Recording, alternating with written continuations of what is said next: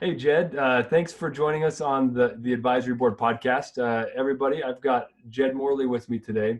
Jed's a unique expert, and I know he's got some things that you're going to love to hear today about branding. He's the founder of Backstory Branding, and they help companies dive in deep into like what is their purpose, their intent, their real vision of the company, and extract out the brand story, create spaces and marketplaces where they can resonate with the right customers, attract the right employees, create the right internal culture all around this brand. He's wearing glasses for a reason because he's kind of a wizard. Like he's a very smart man and he's really talented at this. So I'm really excited to have you, Jed. What would you add to that? Tell us a little bit more about yourself. Thanks, Dave. For the past 20 years, I've been trying to figure out how brands make emotional connections with their customers. So it's been a journey that has included things like unpacking insights into what motivates people to do what they do. Why are they more loyal to one brand and not another? What is it that brands can do to create consistency across brand touch points so that customers build belief in the promise of the brand, no matter who's delivering it to them? So the outputs of this journey have resulted in a process that I use to help clients consistently deliver a great brand experience. And that's what makes my job fun. I get to meet founders and entrepreneurs, people who are trying to create value across industries. So it's a lot of variety and a lot of fun meeting people who are making a difference. Yeah, that's fantastic. And tell us, I mean, I know you've had some pretty cool marquee accounts you've helped get off the ground. Who are some people you've worked with that we might recognize, just to add a little credence to what you're sharing? Sure. So I've worked with Gillette. I've worked with MetLife. I've worked with Purple. I've worked with Bamboo HR, Salt Stack in the tech space, Printer Logic, Grow, Lucid Chart, companies that are paving a new path, a new way of delivering some service that the world didn't know it needed until they created it. Mm-hmm. Yeah, definitely. I recognize every brand. Those are rocket ship companies, a lot of them. So I'm glad you got to be a part of those. I can't wait to hear some of your experiences there. In fact, Jed, speaking of, I thought it'd be kind of fun to start with you sharing a little bit of a couple of experiences, or maybe some of the biggest challenges that you're seeing with brands that are trying to create some consistent branding. Like, where do you see people struggle the most? The branding environment has really fragmented over the past several years because there are so many more ways in which companies can communicate with customers. And brands have really had to cede control of the ownership of the brand to customers because the megaphone that social media gives customers really overshadows anything that the company can do to try to quote unquote own the brand. We can own logos and taglines, but our ultimate brand ownership resides in the perception of customers. So the job of a brand manager or a company owner is to try to affect perceptions as best they can. And that's really the essence of brand strategy, clarifying how we want customers to perceive the brand, and then looking at what we can do to affect those perceptions in the way that we go to market. Hmm. That's almost inverted a little bit, hasn't it? Because the megaphone has changed hands, as it That's really. right. Yeah, That's that's right. interesting. So I mean, so now understanding kind of that conceptual model change, like where do you see brands that just kind of whiff? Where are people swinging and missing the most right now, not maybe taking that into account? The gap happens when brands profess to believe one thing and then behave in a way that's incongruent with that. So you have to get real about what you really value. You can't just put aspirational words on a wall and think that you've done your job. So it's important to get real about what you really value, because if you don't do that, you can end up making promises that you can't fulfill from a brand culture and a brand operations standpoint. It's important to align what you say you're going to do and then to actually live up to that promise in a meaningful way. It's tough. I'm sure you've been at places in the past or you've worked with a lot of clients where you see that gap. I've been in situations where from on high we profess one thing, and then as an organization we actually almost do the opposite. And there's nothing more discouraging for me personally than as an employee, let alone a customer, to feel like I'm being duped, or that people are just totally disconnected with reality. Like, we preach quality and then we deliver low quality because we're really trying to focus on EBITDA and budgets. Like people get that wrong a lot, I've seen. It's true. And it's easy to be uh, vulnerable to going to a retreat or some kind of a pause in your business to reflect on what you wish your values were or what you hope your purpose could be. And it can be easy to believe our own hype and our own press clippings. And it's one thing to say that you are about a certain set of values. It's another thing to make sacrifices. Bamboo HR is one of my favorite examples of a company that lives its values and walks its talk when it comes to living the brand. Yeah. One of the things that we did when we articulated the purpose of the company, which is to set people free to do great work, the company set aside money in its budget so that every employee could take a family vacation and get a $2,000 stipend to apply towards vacation. Yeah. And the company wanted you to take time off. There are a lot of open-ended vacation policies right now that are popular, but when people sense that it's not politically advantageous to take time off, that benefit doesn't really make a difference. In fact, it almost becomes something that people are cynical about because they know there's that gap between what the company says it does and what it actually behaves like. Bamboo HR also did something that's kind of counterintuitive. They said, we don't want you working long hours. So contrary to popular startup culture, they said, we want you to have a life outside of work with friends and family. So they actually found on working late, and they tried to create a culture where they celebrated people being able to get their jobs done within a regular work hour day instead of having to be heroic and pull all-nighters or work all weekend. So that's an example of a brand that said, we want to not only set people free to do great work outside the company with customers, but we want you as employees to be able to benefit from our purpose as well. Yeah. And because that was aligned, customers felt like the employees genuinely cared about them and were happy in their work. And the company grew from 30 people when that purpose was first articulated to over 550 people today in just a few short, I think it's 7 or 8 years since that purpose was first articulated. Yeah, and I've got several great friends that work there, but I've always been impressed. Some of their social campaigns were literally interviewing or like video reels of their employees out mountain biking and kayaking with their kids or training their dogs, or it was so real and authentic, which was good. You can create an authentic video, but it was aligned with their brand and their purpose, which is why I've always been a big fan of that organization. Never worked for them, but some of my team members work there now, previous team members, good friends, and their retention is astounding because their employees not only buy into it, but also see that it's what the executive team lives, and it's pervading everything at the organization.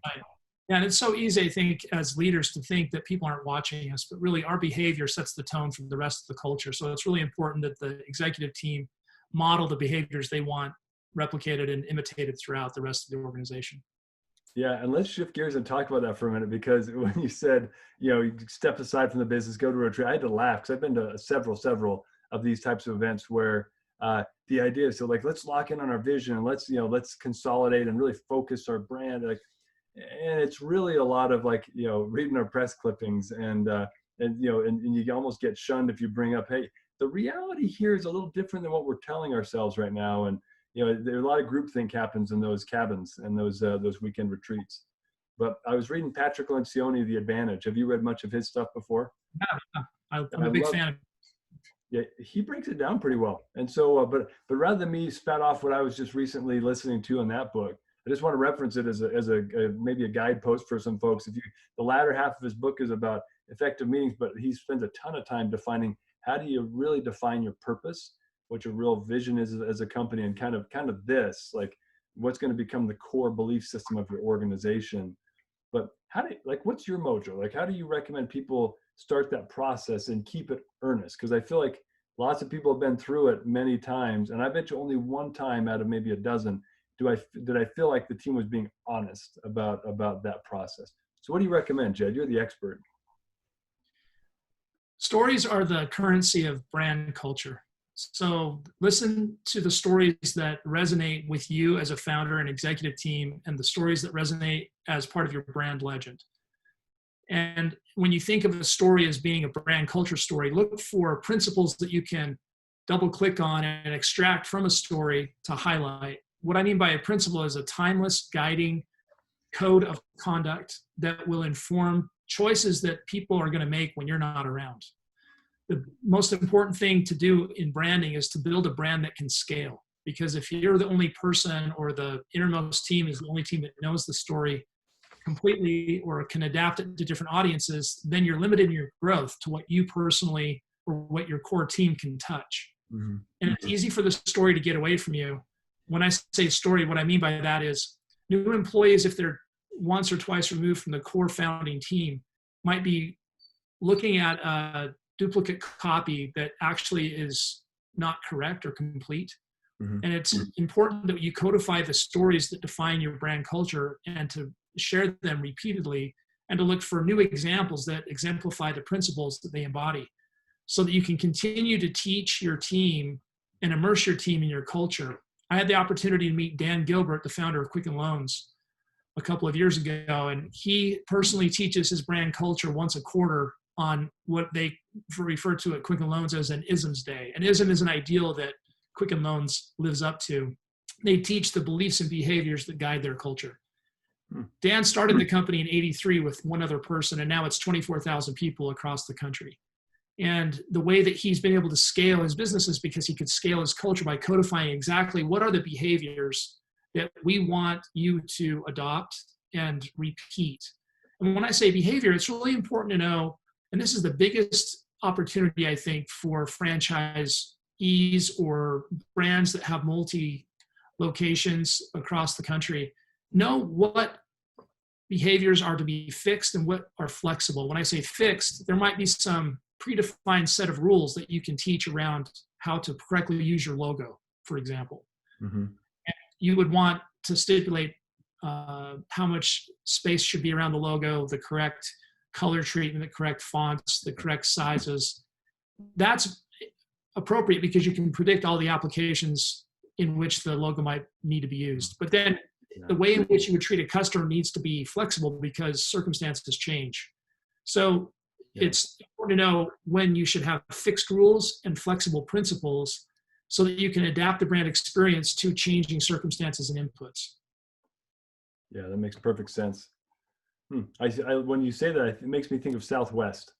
I think they've done a really good job of that, of codifying what their fixed rules are, and then also like how do they become flexible, especially around the customer engagement, which is where you need ultimate well, not ultimate, but you need very well defined flexibility to say, look, this is how we treat our customers, and so we need to make sure they have a consistent experience. But they might come to you with a broken foot, and this person might come to you with a dog that's too big to get on the plane. I mean, how do you engage in those scenarios based upon the guidelines and the codified culture, I guess, of the company?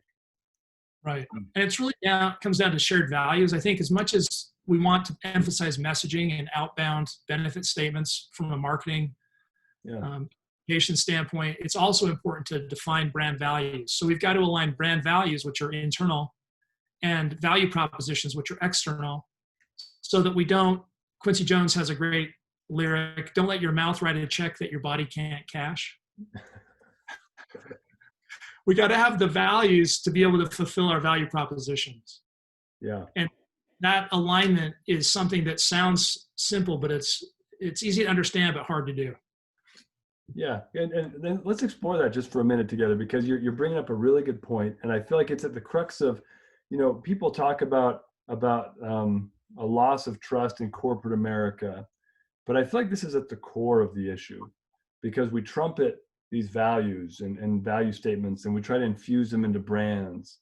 But if somebody found out that Huggies or Loves had fiberglass in their diapers, and that was to save a few bucks, everyone would freak out, right? But Johnson & Johnson, P&G, those are two people I think that really try to adhere pretty well to their values, but a lot of people don't.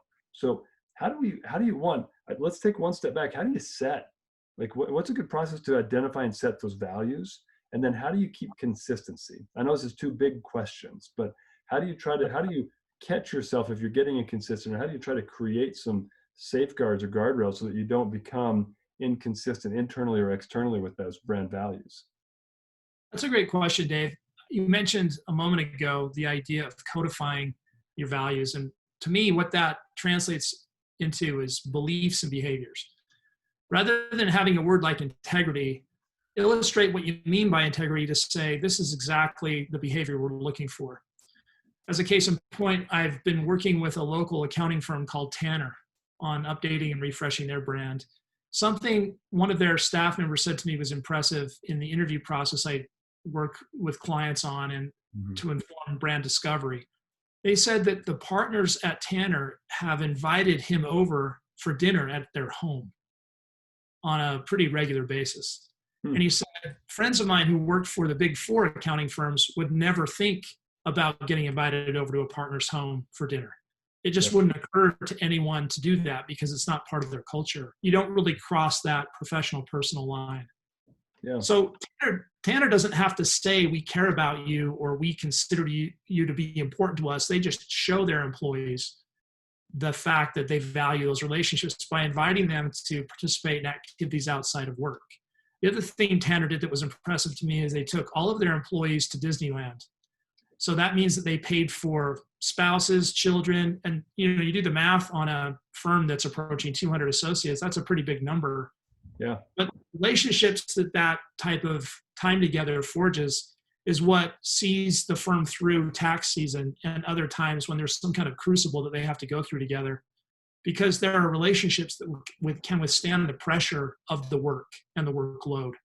Yeah. So Tanner sees that as an investment in building trusted relationships that ultimately translate into more value going out to their clients. Mm-hmm. So there's an accounting firm doing something to me that's pretty progressive in a category that's pretty staid and commoditized. And consequently, Tanner attracts people who you could say are best in class, both employees and clients, because they've elevated the experience based on building trusted relationships. It's interesting you bring that up because I've got a couple of friends that work for a company that does something a little similar. The kindness and the intent is there, but the vision and consistency is not. And they do have incredibly high retention. But I couldn't tell you that I feel like they attract the best and keep the best talent, because that one value of the owner, which is actually incredible, he's just a genuinely kind person and says, we're going to Disneyland, we're going to Florida, bring your spouse, like tries to create that space for his employees, but it's not coupled with the other side of the equation, I don't think, which is why, they've never really hit it big or kind of had a blowout moment. They're consistently performing well, but not really on top of it, like it sounds like these guys really are. They are making that connection between, as I mentioned before, it's the brand purpose, brand promise, and then the third leg of that triangle is brand performance. So in answer to your question, how do you get people to consistently adhere to the desired behaviors? One of the best examples I've come across is a client of mine that is in the manufactured home community industry. That's a nice way of saying mobile home parks. Yeah, yeah. You might wonder, well, how could a mobile home park make a brand that's meaningful and differentiated? They've done it by reducing their values down to specific behaviors that they want all of their employees to adopt. Now, these behaviors allow for flexibility because they know that circumstances change across communities. They have locations throughout America, so it's a nationwide brand. And what they found was that it took time for the company to get clear, first of all, about what they wanted those behaviors to be. And then once those had become clear and codified, they decided to teach those expectations to their employees. And then they have a quarterly and a twice yearly 360 performance evaluation where they let supervisors, peers, and direct reports evaluate each of their managers and leaders to determine whether or not they are living the brand. The thing that's powerful about this example is it's hard to do. To take high level values and translate them into measurable behaviors is not something that you do in a 3-hour afternoon. It takes thought. You have to step away from the information and come back to it, and it's iterative.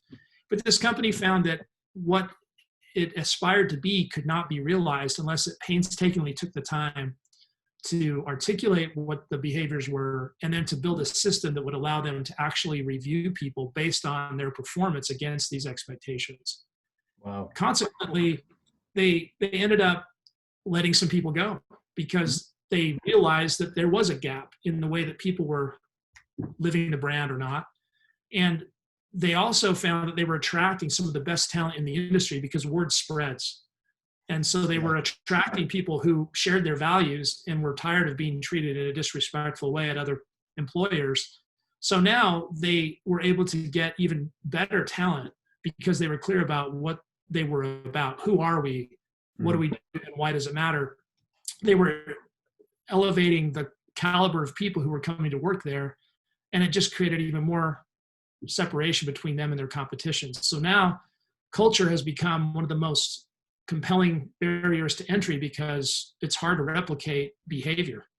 Yeah. Once you get it institutionalized, it almost becomes a self-correcting entity where people nudge newcomers back towards what it is that they're expected to do because that's not the way we do things here. Yeah. You know, that reminds me of Tony Hsieh's Delivering Happiness. I'm sure you've read that book.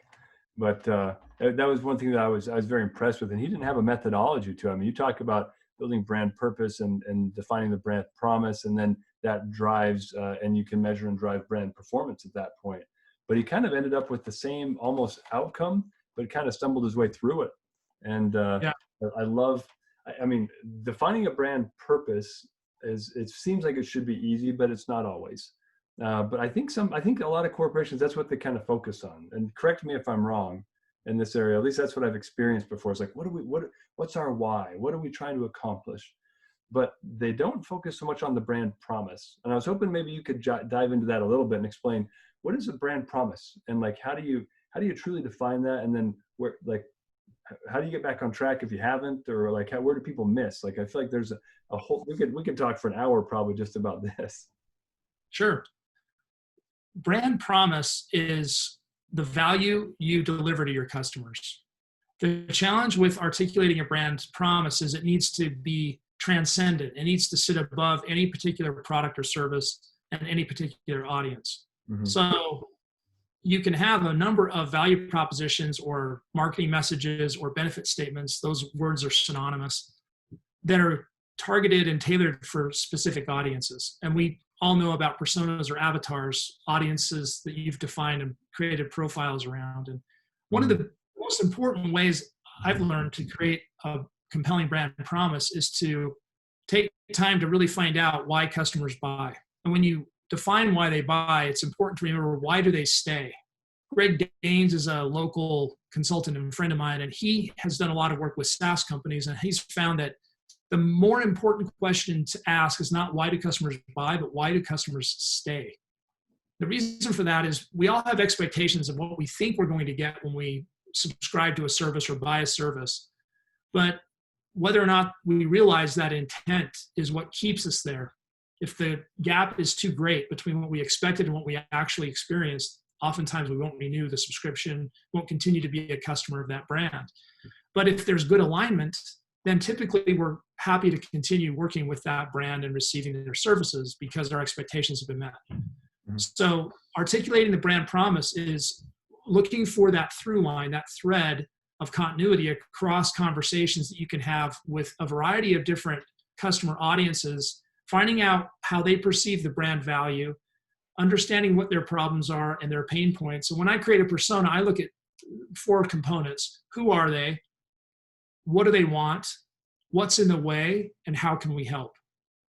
I worked with Lucid Chart on a big project with their UX team to clarify their value proposition as a company, or geared towards their different audiences. And it was interesting to start to see patterns emerge. So you need to have enough conversations to start to see themes form and coalesce. And then you're looking to elevate one of the marketing messages to a higher level that can transcend any particular product, service, or audience. And that brand promise needs to be inclusive of both external and internal audiences. So it's a challenge to articulate a really effective brand promise because it has to satisfy all of those criteria. Once you land on it, it can be really inspiring because now you're clear about what it is you do and why it matters to your most important audiences. But I would start by beginning with conversations that are audience specific and then trying to derive and infer generalizations that you can use as overarching umbrella statements across audiences, and ultimately one statement will emerge that is transcendent above them all. Mm-hmm. And that's your brand narrative. The brand promise is at the brand narrative level that is above any audience specific messaging. And then you have audience specific messaging that slots in underneath it that are specific different industries, products, and services.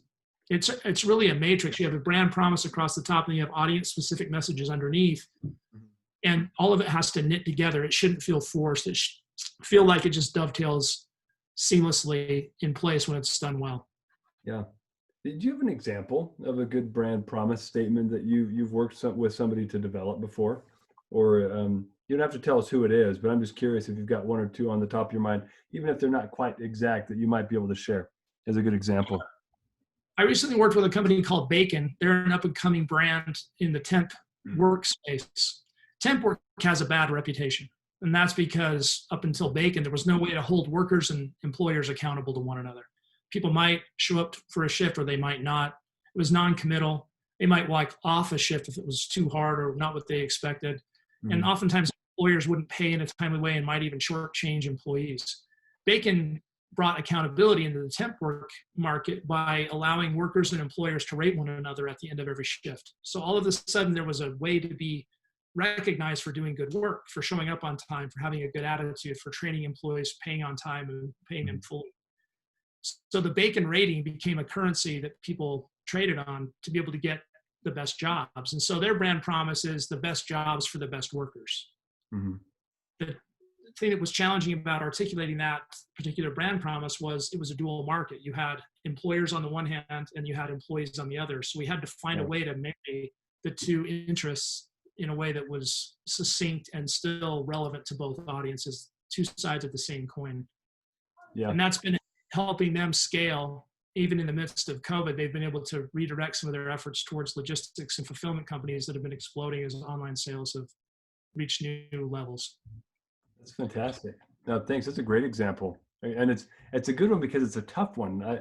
Many people, including us, like we, at ClientTether, we've got a primary audience that we work on, but it's segmented even further, right? Like we work with franchises, franchisors, but in the service industry and a few other industries. So it's tough when you start thinking about that, like what messaging, what's our story, and how do we resonate with franchisors and franchisees, which have very different goals and objectives sometimes. So it's an interesting dichotomy. So I think that's a really good balance. Thanks for the good example. Yeah, you're welcome. And it's surprising. It's kind of like a pomegranate. When you start opening up some of these stories, you think, well, this is a pretty simplistic story on its face. But then you start to open it up and layer after layer unfolds. Like with Bacon, they probably have 6 or 8 different verticals that they serve on the employer side, and they have 6 or 8 different kinds of workers. So it was a pretty involved messaging matrix once we unpacked everything. Mm-hmm. And the thing that's satisfying about that is you're not going to communicate with every audience all the time, but when you do need a tailored message, it's nice to have thought it through. So it's kind of like an accordion. You can go into varying levels of detail depending on how much time someone has or what kind of communication you're creating. So that brand promise is when you only have the 30-second elevator pitch opportunity, and then hopefully you've done a good enough job being relevant that people lean in and want to learn more. Mm-hmm. And you can start to unfold the rest of the story over time as you deepen the relationship. Yeah, that's great. Well, talk to me about since we've talked about the first 2 P's. Talk to me a little bit about performance. Like once the first 2 elements are in place, and I assume you see those as sequential. Like, right. How do brands really pay attention to their performance? And as you answer that, I'd love for you to share some insights for like national brands. So multi-location, that's where I can start to see there's a lot of deterioration in brand performance because maybe the brand messaging and the purpose and promise aren't as consistently accepted or incorporated. Yeah. So in terms of consistency, it's really important to have, as I mentioned, style guides for things that are predictable. You also need behavior guides for principles that can guide behavior. Mm-hmm. The more accountable you hold people for their behavior, the more likely you are to measure them for it, the more likely you are to get the desired outcomes. One of the things about performance that I think is overemphasized is the development of funnels and traffic on things like paid search. It's important, obviously, and that's where a lot of leads come from. And some businesses rely almost exclusively on those levers. Yeah. The challenge is, what content are you going to put into the funnels? What messages are you going to use to communicate the value you create to different audiences?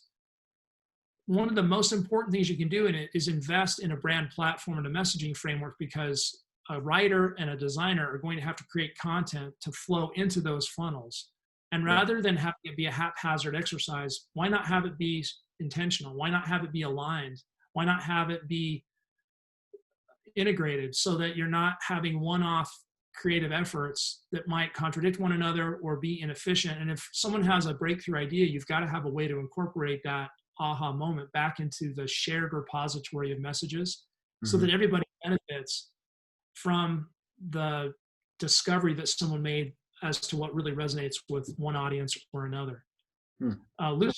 Lucid Press, interestingly, has a platform that helps brands manage their digital assets when it comes to visual communication.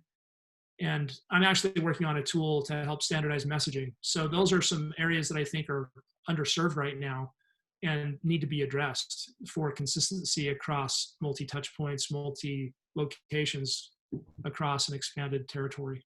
And I mean, I'm sure what you're working on is much more robust, but I mean, a lot of organizations, I've seen some of the messaging tools and the, recommendations, but you're talking about more of a robust, like, messaging matrix. You've said that term already, where you've got, audiences and you've got values, and you're now pairing those two things up and having, short, concise message points that people could use as talk tracks, essentially, within that context for that audience. Is that right?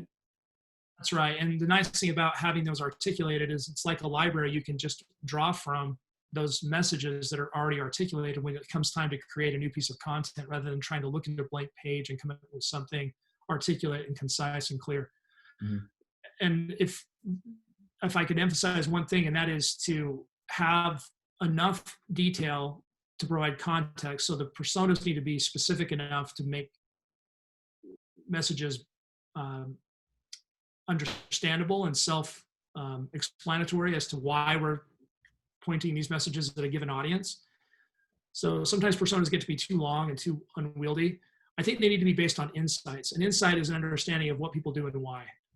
And if you're customer facing, you probably have that instinct and intrinsic understanding of what motivates people. But if you aren't working with customers day to day, you might need to do a special deep dive to unearth and uncover insights as to why people are buying, and then incorporate those messages that are informed back into the shared single source of truth repository around messaging, with confidence, knowing that you've actually talked with people who said those things to you, rather than just speculating in a whiteboard session. Yeah, which I think is what most people do. I mean, the reality is, and this is where I've seen a lot of these things go wrong, and we're coming back to kind of the core that we were talking about originally, is the executive team in a company of a certain size, right? They at some point, they become completely disconnected from customer dialogue. So they don't actually know the stories that are coming through from the customers about why are they buying, why are they staying.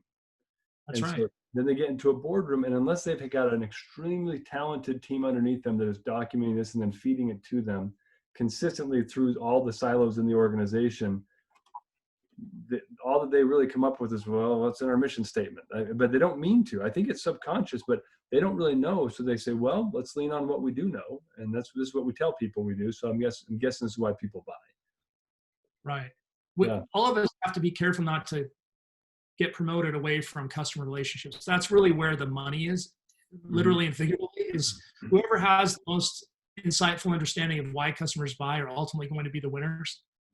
So when companies are founded, the executives are close to the customers, and eventually they're farther away. So we've got to find a way to stay in close contact with those touchstone insight moments that help us make informed decisions on what to say and why. Yeah, and let's talk about that. I mean, this is bringing me back to my undergrad. I was a PR undergrad, and but we studied, qualitative analysis. We had a great program where I went to school, and over at BYU. In fact, the funny thing is, and I've got to share this insight, it was a top 5 ranked PR program in the nation, and yet they did nothing to there was no PR about that. My capstone class hopefully they fix this, but otherwise it's a funny dig on them. But the capstone class, they had the department chair come in, who was a great man. He's like, and I just want you guys all to know, you should be proud to be graduating from this program because we're a top 5 program. And I laughed out loud. I was like, are you serious? He's like, yeah, why is that funny? I'm like, it's the first time anyone's ever mentioned that to us. Like, I just love the program and the strategy behind it. But do you think maybe you should tell undergrads and maybe recruit with that? It's really ironic. Yeah. But sorry, that was a big tangent from what we were talking about. You're exactly right. I mean, sometimes the most obvious insights are right under our noses and we failed to notice them. Insight curation is something that some companies value and others don't. And it's easy to point to Steve Jobs and other people that just intuitively know what the market wants. And if you're gifted that way, great. But for mere mortals, we've got to have a little more systematic approach. Yeah. It was impressive, for example, that Lucid Chart took the time to understand why are all of these, they had 10 million users and they were trying to understand why are they buying. Mm-hmm. So to have the ability to say, we could better understand what these people want and why. And now if you go into Lucid's website, you see audience specific messaging that resulted from that project where they're able to, in a laser focused way, be relevant and resonate with each of these different audiences. The more impressive thing is they took time to integrate the understanding of those messages across departments. So marketing, sales, client success, product, all of those different departments understand the underlying reasons why these customers are buying, specific to engineers, operations people, sales people, marketing people. And now Lucid Chart has just accelerated its growth because it's clear and it's connecting. And ultimately connection, isn't that what we really want with our customers? We want brands to connect. Yeah. That results from being attuned to these insights that ultimately inform strategy. Yeah, that's fantastic. What a good example too. I love that they're local also, and I have some good friends that work in their marketing department as well. So I love what I see from them. So let's. And that really revolves around, I'll just interject, a culture of empathy, caring what people think and wanting to understand how the world looks through their eyes. And that empathy is something that sets the great brands apart from the mediocre ones. Yeah, and I think there are plenty of empathetic people sprinkled around organizations, but if that becomes a strategic focus of let's truly understand, and then let's make that a core part of our culture across the board, you win. And let me ask you this, because I think there are a lot of brands, there are a lot of people that will listen to this and say, this is great, and wow, what great esoteric ideas. Like, where do they start? Like, let's say somebody today says, we've got a good brand, but it's not where we want it to be. What's the first thing you would recommend that they do to start to get on track? Besides call you, right? That would be the first thing. But besides that, I would identify the customers you want more of and interview them. Give them a $30 Amazon e-gift card for a 30-minute phone conversation.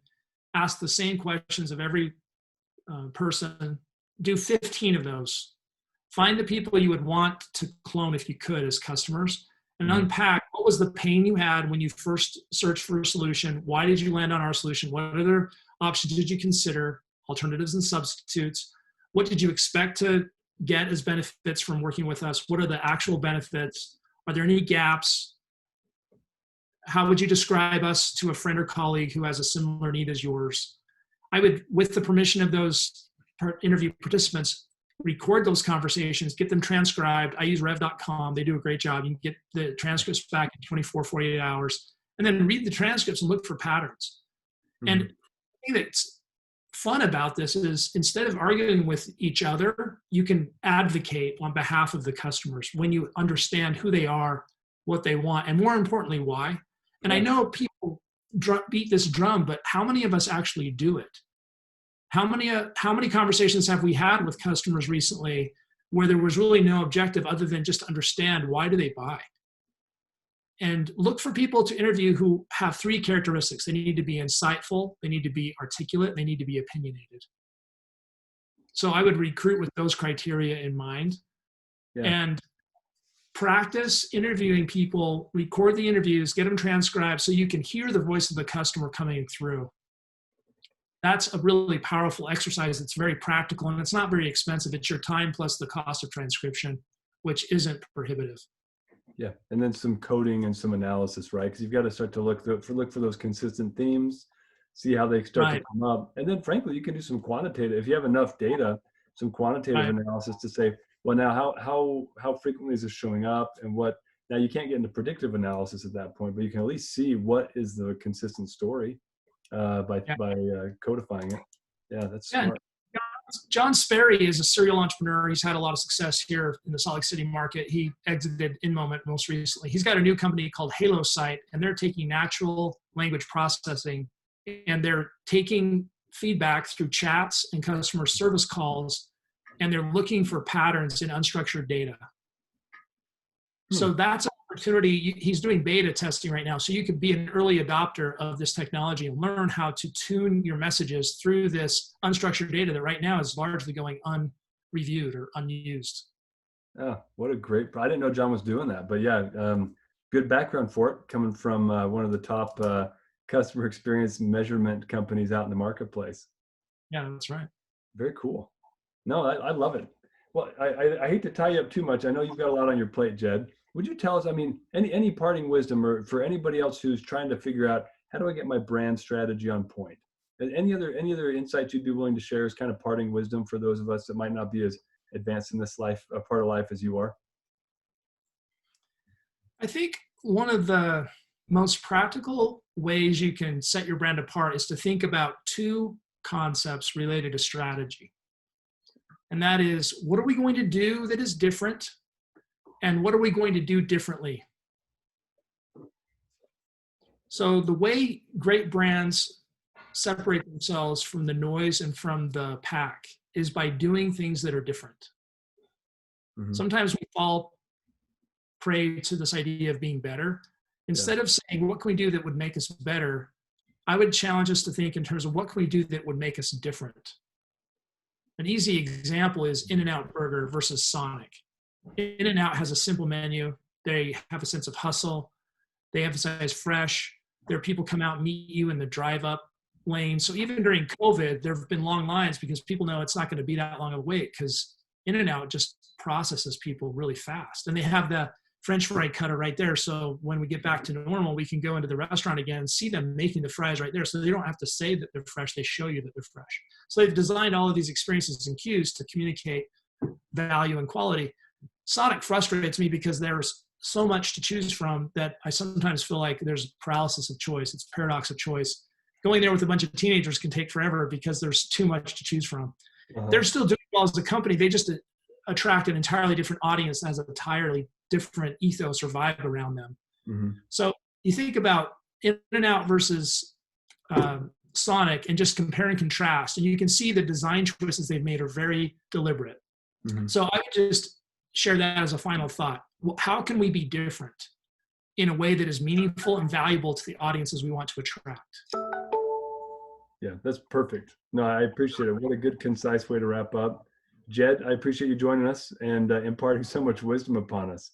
Thanks again. That was really fun. Thanks, Dave. Yeah, my pleasure. Talk to you again soon. See ya.